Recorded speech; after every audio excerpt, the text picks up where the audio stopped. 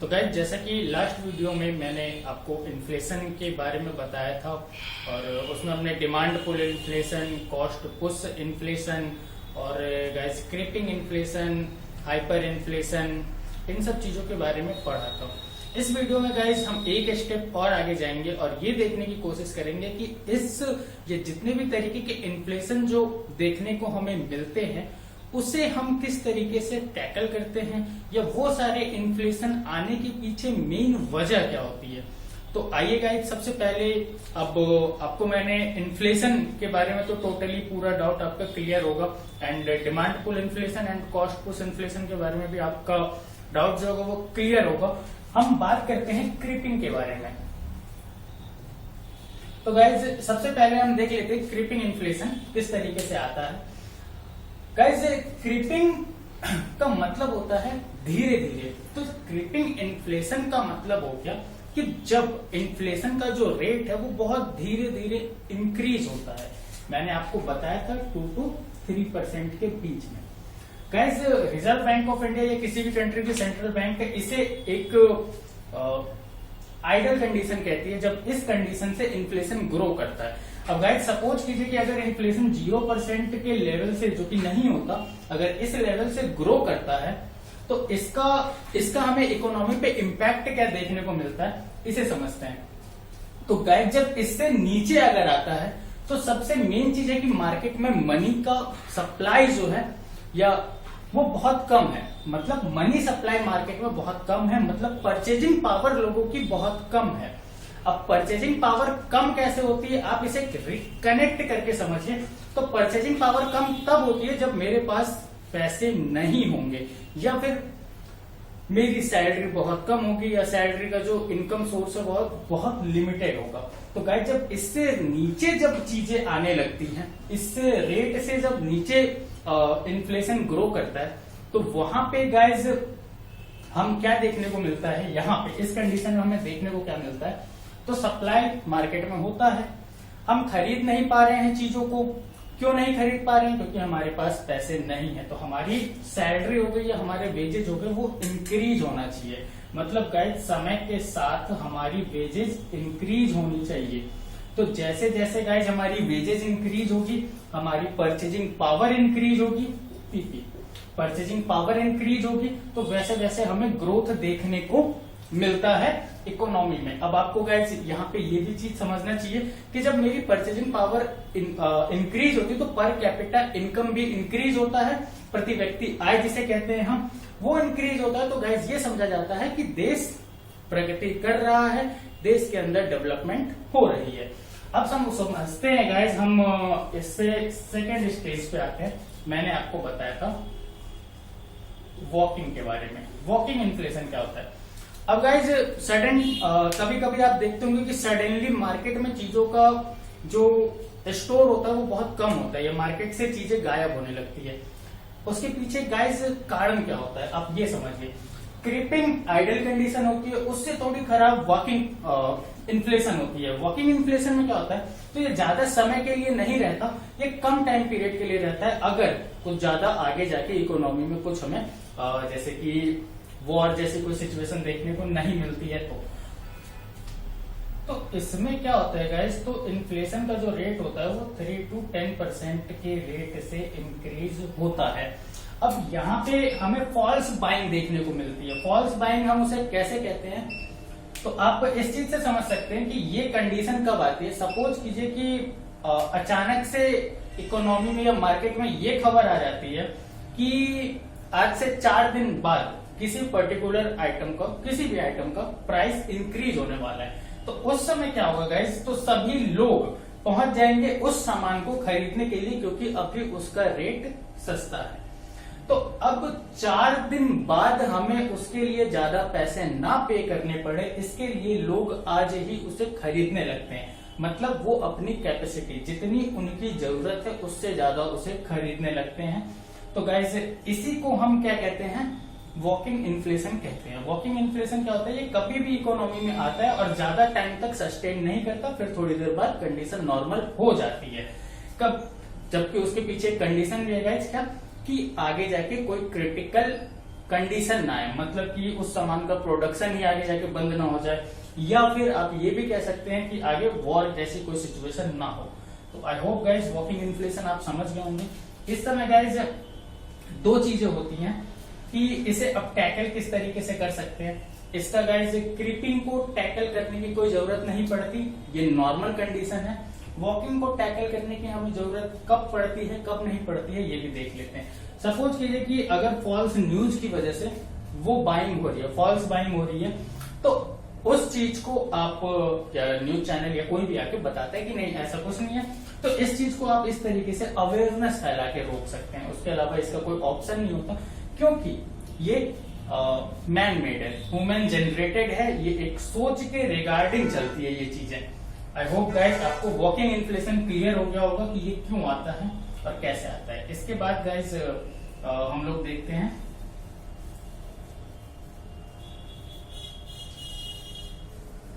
Galloping inflation. तो guys galloping inflation में क्या होता है, अब चीजें इसमें डबल डिजिट में ग्रो करने लगती हैं, मतलब इन्फ्लेशन का रेट जो होता है वो डबल डिजिट का हो जाता है। डबल से ट्रिपल भी हो सकता है, 100% भी हो सकता है। अब गाइस गैलोपिंग इन्फ्लेशन में क्या होता है, इस कंडीशन में आने के बाद इन्फ्लेशन का जो रेट होता है वो बहुत ज्यादा, मतलब लोगों की परचेजिंग पावर हद से ज्यादा इंक्रीज हो जाती है यहाँ पे, मतलब मार्केट में पैसा बहुत ज्यादा हो जाता है इस कंडीशन में। और इस कंडीशन को कंट्रोल करना बहुत ज्यादा जरूरी है, क्योंकि यहाँ से कंडीशन बहुत ज्यादा खराब होनी शुरू हो जाती है। अब देखते हैं गाइस, ये कंडीशन भी इसमें परिवर्तित हो सकती है, मतलब यहाँ से यहाँ पे आने में ज्यादा समय नहीं लगता, अगर यहाँ पे कोई जेन्युइन कारण होता है तब। लेकिन अगर यहाँ पे मैंने आपको बताई वो फॉल्स बाइंग होती है, ऐसी कोई वहां पे कोई ऐसी क्रिटिकल प्रॉब्लम नहीं होती है वॉकिंग इन्फ्लेशन के अंदर, फॉल्स बाइंग होती है, वो एक समय पे सही हो जाती है। गैलोपिंग इन्फ्लेशन में गाइस मैंने बताया कि परचेजिंग पावर जो है वो क्या है, बहुत ज्यादा इंक्रीज हो जाती है, और यहाँ पे जो ग्रोथ होता है वो 10% से ज्यादा और 50%, कभी कभी गाइस ये हमें ट्रिपल डिजिट में भी देखने को मिलता है।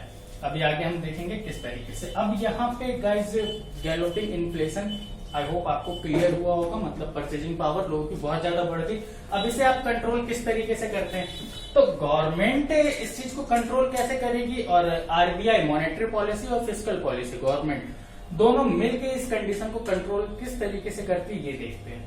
परचेजिंग पावर बढ़ने का मतलब सिंपल गाइस, इन्फ्लेशन में क्या मैंने आपको बताया था कि एक ही कंडीशन होती है कि लोगों की परचेजिंग पावर तो बढ़ जाती है, मतलब हायर डिमांड होता है एंड लोअर सप्लाई होता है। डिमांड क्या है, हायर है बहुत ज्यादा, सप्लाई क्या है लोअर, भी आप समझ सकते हैं कि कभी लोअर हो गई, या फिर किसी किसी कंडीशन में क्या हो जाता है कि डिमांड आपकी हाई है, हायर डिमांड बढ़ती चली गई, बट सप्लाई उसके सामने ऊपर नहीं जा रहा है, सप्लाई उसी कंडीशन पे है। तो ये जब गैलोपिंग इन्फ्लेशन होता है, ये आप किसी पर्टिकुलर किसी एक certain type of food item के अंदर भी देख सकते हैं। कब, अगर मान लीजिए कि बाढ़ आ गई, बाढ़ आने के बाद देश में बहुत सारे फसल बर्बाद हो जाते हैं, तो आपको उस साल गैलोपिंग इन्फ्लेशन देखने को मिलता है, क्योंकि फूड अब गवर्नमेंट के पास स्टोर होता है तो उतनी हमें प्रॉब्लम नहीं होती। बट कुछ कुछ कंट्री में हमें गैलोपिंग इन्फ्लेशन इस वजह से देखने को मिलता है कि वहां पे अगर प्रोडक्शन साइड में, मतलब उनका जो प्रोडक्शन साइट है, वो जो मशीनरी है पूरी, अगर वहां पे कहीं प्रॉब्लम आती है तो हमें गैलोपिंग इन्फ्लेशन देखने को मिलता है। बट यहाँ पे भी आप चीजों को कंट्रोल कर सकते हैं। यहाँ पे आप चीजों को कंट्रोल किस तरीके से कर सकते हैं, तो लोगों की परचेजिंग पावर को रिड्यूस करके। अब परचेजिंग पावर को रिड्यूस करने का मतलब हो गया कि उनके जेब से पैसा निकालना। अब उनकी जेब से पैसा कैसे निकाल सकते हैं, तो वो मॉनेटरी पॉलिसी के थ्रू निकाल सकते हैं। उसे मॉनेटरी पॉलिसी की हम किसी और वीडियो में डिस्कस करेंगे कि वो किस तरीके से होता है। आई होप आपको गैलोपिंग इन्फ्लेशन क्लियर हुआ होगा। इसमें हमने देखा कि परचेजिंग पावर सडन बहुत ज्यादा इंक्रीज हो जाती है, और सामने जो आपका सप्लाई है वो सेम या फिर उससे नीचे चला जाता है। नीचे जाने का कारण मैंने बताया कि अगर कोई नेचुरल डिजास्टर आ जाता है तो वो नीचे जाता है। तो गाइज अब हम लोग देख लेते हैं एक और टर्म है हमारा हाइपर इन्फ्लेशन।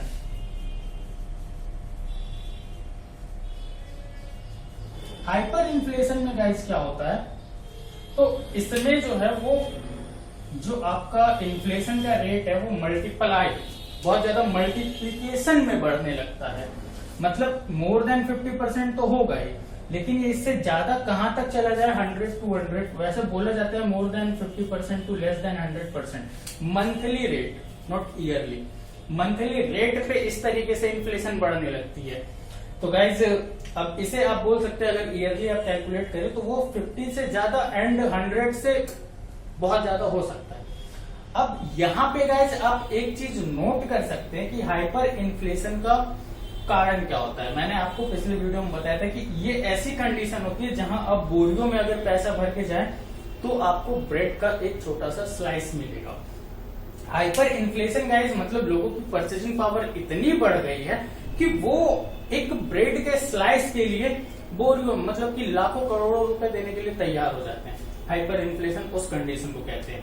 ये कंडीशन गाइस कब आती है, जब गवर्नमेंट जो है बहुत ज्यादा प्रिंटिंग मतलब कि नोट की प्रिंटिंग करने लगती है, मतलब मार्केट में पैसा बहुत ज्यादा देती है। और ये चीज कब होती है, जब गवर्नमेंट क्या करती है, किसी वॉर के कंडीशन में बहुत ज्यादा पैसे प्रिंट करने लगती है, क्योंकि उसे वॉर के लिए पैसे चाहिए होते हैं, या सर्टेन और भी बहुत सारे टाइप की चीजें होती हैं।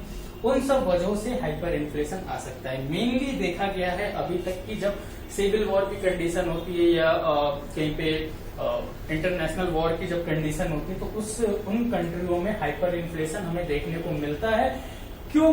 क्योंकि इसका कारण भी अब यही बताया गया कि इस वॉर की कंडीशन में क्या होता है, तो गवर्नमेंट जो है बहुत ज्यादा मनी प्रिंट करने लगती है। तो मनी जब बहुत ज्यादा प्रिंट होगा तो मार्केट में सर्कुलेशन मनी का बढ़ जाएगा, और जैसे ही मार्केट में सर्कुलेशन बढ़ेगा लोगों की परचेजिंग पावर इंक्रीज होगी, और जैसे ही लोगों की परचेजिंग पावर इंक्रीज होगी वो हर चीज खरीदने की कोशिश करने लगेंगे, और जैसे ही वो हर चीज खरीदने की कोशिश करने लगेंगे तो जाहिर सी बात है सप्लाई धीरे धीरे कम हो जाएगी। मतलब उसी लेवल पे सप्लाई रहेगी लेकिन डिमांड बहुत ज्यादा बढ़ जाएगा तो वो सप्लाई खत्म हो जाएगा या लिमिटेड होगा। जैसे जैसे सप्लाई जो है श्रिंक होता जाएगा वैसे वैसे उसकी प्राइस भी इंक्रीज होती जाएगी। और एक कंडीशन जो मैंने आपको भी बताया कि एक छोटा सा ब्रेड का स्लाइस भी आपको लाखों करोड़ों रुपए में मिल सकता है ऐसे कंडीशन में। तो इस कंडीशन को गाइस कोई भी कंट्री लाना नहीं चाहती, इसे अवॉइड करती है। इसी कंडीशन में कंट्री अवॉइड करने लगती है। ये दोनों ये भी उतनी ज्यादा मतलब कि अगर कंट्री ठीक ठाक कंडीशन में चल रही है, हर चीज अच्छा है, तो वॉकिंग इन्फ्लेशन भी हमें देखने को नहीं मिलता। बट हमें हमारे देश में लगभग 2-3 साल में वॉकिंग इन्फ्लेशन देखने को मिल जाता है सर्टेन टाइप ऑफ गुड्स में सर। जैसे कि आप देख सकते हैं टमाटर के प्राइस बहुत ज्यादा बढ़ जाते हैं कभी, या फिर प्याज के प्राइस बहुत ज्यादा बढ़ जाते हैं, बट वो एक शॉर्ट स्पैन ऑफ टाइम के लिए होता है, हमेशा के लिए नहीं होता। क्रीपिंग में गाइस आप देख सकते हैं कि कुछ चीजें ऐसी होती है जिससे आपने देखा होगा कि एक टाइम के बाद उसके रेट में इंक्रीमेंट होता है। जैसे मिल्क हो गया, मिल्क में हमें एक इंक्रीमेंट देखने को मिलता है, तो इसका मतलब ये कि आज से 10 साल पहले भी लोग दूध खरीद सकते थे, आज भी खरीद सकते हैं, रेट बढ़ने से कोई फर्क नहीं आया। तो यहाँ पे वो खरीद सकते हैं, मतलब उनकी परचेजिंग पावर बढ़ी है, तभी वो आज 50 रुपीज या 60 रुपीज का एक मिल्क पैकेट खरीद सकते हैं, या कुछ भी किसी भी चीज का एग्जांपल ले लेते हैं। तो आई होप गाइस आपको ये चीजें क्लियर हो गई होंगी। अब हम कुछ अदर टाइप्स के जो इन्फ्लेशन होते हैं या इन्फ्लेशन में जो और भी टर्म्स यूज होते हैं उसके बारे में अब हम देखते हैं। तो गाइस जैसे कि आप ये देखते हैं, ये कुछ अदर टाइप के इन्फ्लेशन हमें देखने को मिलते हैं। फर्स्ट नंबर पे है बोटलनेक इन्फ्लेशन। बोटलनेक इन्फ्लेशन में हमें क्या देखने को मिलता है और किस तरीके से चीजें चेंज होती हैं या बढ़ती हैं, इस चीज को हम देखते हैं।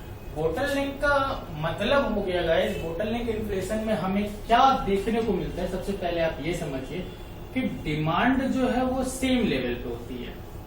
मतलब गाइस डिमांड जो होता है वो गाइस वो सेम लेवल पे होता है, बट सप्लाई जो होती है ये गिरने लगती है। मतलब सप्लाई में प्रॉब्लम आता है।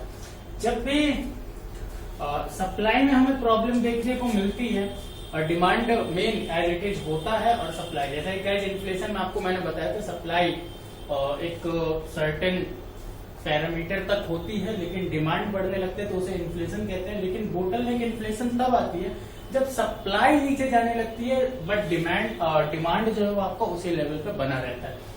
अब ये देखते हैं गाइस कि ये आता क्यों है। तो जो हमारा सिस्टम होता है इसे आप इस तरीके से समझ सकते हैं कि बोटलनेक इन्फ्लेशन को स्ट्रक्चरल इन्फ्लेशन भी कहते हैं। जब हमारे सप्लाई चेन के स्ट्रक्चर में या उसके मैकेनिज्म में कहीं पे भी प्रॉब्लम आता है तो हमें बोटलनेक इन्फ्लेशन देखने को मिल सकता है। जैसा कि अभी थोड़ी देर पहले मैंने आपको बताया था कि देश में अगर बाढ़ की स्थिति आ जाए या कोई भी नेचुरल डिजास्टर आता है उस जगह पे जहां से सप्लाई उस एरिया में जिसका मतलब कि सप्लाई डिमांड जो भी चेन है उसके अंदर उसका अगर यूज हो रहा है उस एरिया का, और वहां पे अगर हमें कोई भी नेचुरल डिजास्टर या किसी तरह की मिस हैपनिंग देखने को मिलती है तो हमें बोटलनेक इन्फ्लेशन का सामना करना पड़ता है। आई होप गाइस आपको समझ में आएगा। बोटलनेक इन्फ्लेशन में क्या था, डिमांड इंक्रीज सप्लाई डिक्रीज। अब गाइस जैसे आप टैकल किस तरीके से कर सकते हैं, अगर ये मैन मेड है मतलब कि अगर किसी टाइम फ्रेम के लिए मतलब 1 से 2 दिन के लिए अगर सप्लाई चेन में थोड़ा सा स्ट्रक्चरल प्रॉब्लम आया है तो ये अपने आप ठीक हो जाता है। अदरवाइज इसे ठीक करने के लिए आपके पास स्टोर होना चाहिए, मतलब गवर्नमेंट के पास पर्टिकुलरली हर आइटम का स्टोर होना चाहिए, ताकि अगर उस चीज का प्रोडक्शन अगर उस टाइम के अंदर नहीं हुआ है या कमी आई है तो उस डिमांड को गवर्नमेंट अपने स्टोर हाउस से फुलफिल कर सके। तो इसे आप इसी तरीके से हैंडल कर सकते हैं। आई होप क्लियर हुआ होगा। सेकंड देखते हैं गाइस कोर इन्फ्लेशन के बारे में। तो गाइस कोर इन्फ्लेशन जो होती है इसे आप ये कह सकते हैं कि जब सभी तरह जितने भी variety of goods and services है उनके प्राइसेस जब इंक्रीज होने लगते हैं, सिर्फ 2 चीज छोड़ के, फूड आइटम एंड आपका फ्यूल्स। फूड आइटम और फ्यूल्स को छोड़ के जितनी भी अगर सारी चीजें इंक्रीज होने लगे तो उसे हम कोर इन्फ्लेशन कहते हैं। एंड गाइस जो हमारी सरकार है या हमारी सेंट्रल बैंक है वो कोर इन्फ्लेशन का जो रेट होता है उसी को एक पैरामीटर लेके वो चेक करती है इन्फ्लेशन को, एंड उसी के अकॉर्डिंग वो मॉनेटरी पॉलिसी बनाती भी है। अब गाइस इसमें मैंने आपको बोला कि फूड एंड आपका जो वो है पेट्रोलियम, इन दोनों चीजों को ऐड नहीं किया जाता, फ्यूल्स को ऐड नहीं किया जाता। क्यों नहीं किया जाता? अब आपने एक और चीज नोट किया होगा कि गर्मियों के मौसम में हमेशा फ्यूल का रेट कुछ न कुछ इंक्रीज होता है। तो उसके इंक्रीज होने का कारण क्या होता है? तो गर्मियों में लोग बहुत ज्यादा टूर करते हैं, समर वेकेशन हो गया इसमें टूर करते हैं या इधर उधर जाना आना, तो उसमें गाइस फ्यूल का कंजप्शन जो होता है उस टाइम पे बहुत ज्यादा बढ़ने लगता है। इसीलिए गाइस गवर्नमेंट रेट इंक्रीज करती है उसमें, उसके डिमांड को थोड़ा स्टेबल करने के लिए। एंड सेकेंड आप ये भी चीज देख सकते हैं, लेकिन गाइस वो जो इंक्रीमेंट होता है वो किसी के पॉकेट पे कोई फर्क ही नहीं डालता, लेकिन ऑन अ लॉन्ग रन उसका फर्क आता है। या पूरे देश के हिसाब से अगर उस स्मॉल प्राइस को भी देखें तो वो हमें देखने को मिलता है।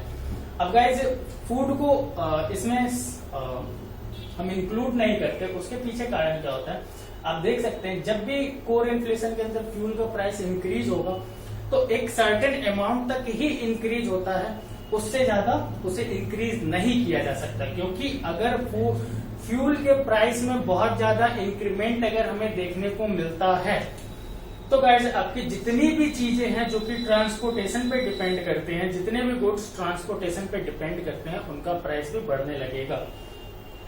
अभी गाइस आपको पता होगा कि बहुत सारी जगह डिबेट होता है कि पेट्रोल इंडियन गवर्नमेंट को बहुत सस्ते में मिलता है बट गवर्नमेंट हमें इतने महंगे में देती है। उसके पीछे कारण यही होता है गाइस कि जब पेट्रोल का कंजप्शन जब बढ़ेगा तब भी गवर्नमेंट को उसी रेट में आपको पेट्रोल देना है जिस रेट में आज आप ले रहे हैं।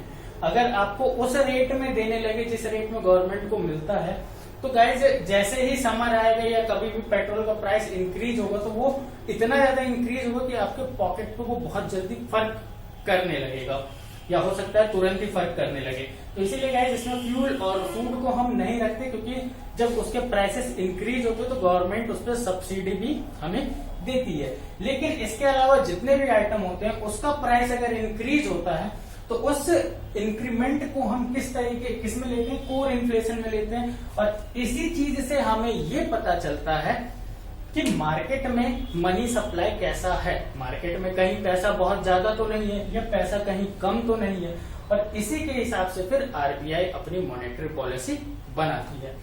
अब गाइस हम थर्ड देखते हैं रिफ्लेशन के बारे में। तो गाइस रिफ्लेशन आता कब है पहले इसे समझते हैं।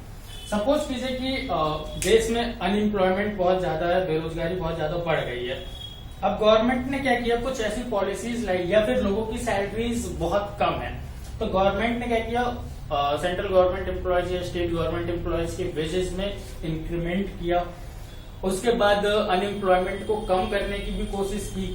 तो गाइस ये सारी चीजें, मतलब गवर्नमेंट पॉलिसीज जब लाती है बेनिफिट के लिए, किसके, तो जनता के बेनिफिट के लिए, जो लोग उस देश में रहते हैं उनके बेनिफिट के लिए जब भी कोई स्कीम या कुछ चीजें लाती है, तो उससे क्या होता है, तो गाइस मार्केट में पैसे का सर्कुलेशन होता है, और जैसे ही पैसे का सर्कुलेशन होता है लोगों की परचेजिंग पावर बढ़ने लगती है, और जैसे ही परचेजिंग पावर बढ़ती है, तो सभी में तो नहीं but certain type of goods, कुछ ऐसी चीजें होती हैं जिसके अंदर हमें क्या होता है, प्राइस राइज देखने को मिलता है।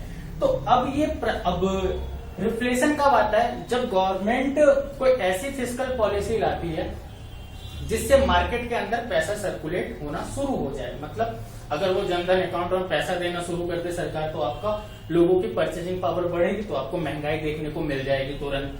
जब एम्प्लॉयमेंट अगर 100% हो जाए, तो लोगों की परचेजिंग पावर इतनी बढ़ जाएगी कि देश के अंदर सामान ही नहीं होगा, कि वो उतनी सप्लाई ही नहीं होगा कि उनकी डिमांड फुलफिल हो सके। इसीलिए गाइस कभी भी एम्प्लॉयमेंट जो होता है वो 100% किसी भी देश के अंदर नहीं होता।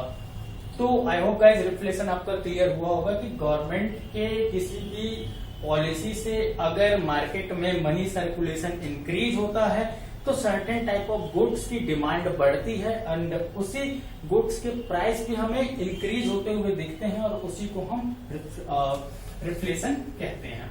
अब गाइस देखते हैं स्टैगफ्लेशन। स्टैगफ्लेशन गाइस एक बहुत ज्यादा कंफ्यूजिंग सा हमें देखने को मिलता है। स्टैगफ्लेशन ये आपको मैंने लास्ट वीडियो में भी बताया था, बट इसे एक बार फिर से हम देखने को एक बार इसे फिर से हम पढ़ते हैं कि स्टैगफ्लेशन में एग्जैक्टली जो पिछली वीडियो में मैंने आपको बताया था। तो आप गाइस एक चीज देख सकते हैं कि इन्फ्लेशन कब आता है, जब लोगों की परचेजिंग पावर इंक्रीज होती है, और डिफ्लेशन या डिसइन्फ्लेशन कब आता है, जब लोगों की परचेजिंग पावर इतनी ज्यादा कम हो जाती है तो वो कुछ खरीद नहीं सकते।